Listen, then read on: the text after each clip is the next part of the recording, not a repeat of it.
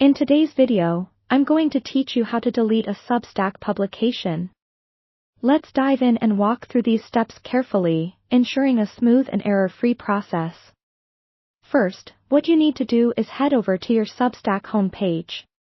Once you're there, look for the dashboard drop-down in the top navigation bar. Click on it, as this menu is your gateway to selecting the specific Substack publication that you intend to close. This step is vital because it ensures you are managing the correct publication, so double-check that you've picked the right one. After this selection, you'll be taken directly to your chosen Substack's main page. Here, you can revisit all the familiar features and content that you've published. To move forward, locate the Settings option. It's typically positioned at the top, near the Recommendation section. Click on Settings. This area encompasses all the necessary options for managing your publication details and settings. Once you're comfortably in the Settings menu, your next task is to scroll all the way down until you encounter a section boldly marked as the Danger Zone. This area is intentionally emphasized for critical actions, such as the one you're about to undertake. So, proceed with caution and select the option labeled Delete Publication.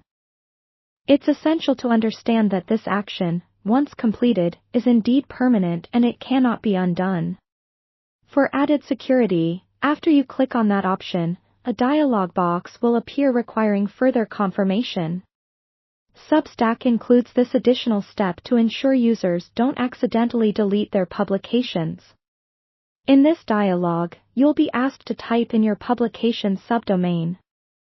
This is a safety measure to verify it's actually you making this request, not an accidental click or error. So, carefully enter your publication subdomain in the provided field. This part is crucial as it functions as the final confirmation that you want to proceed with the deletion. Once you've accurately entered your subdomain, click on OK to finalize the process. And there you have it, all the steps needed to permanently delete your Substack publication. Remember, it's important to ensure that this is the decision you truly want to pursue, as once deleted, all your subscribers, posts, and data associated with the publication will be forever lost. I hope you found this guide straightforward and helpful. If you have any questions or need additional guidance, feel free to leave a comment below. We're always here to help ensure that every step you take is as seamless as possible.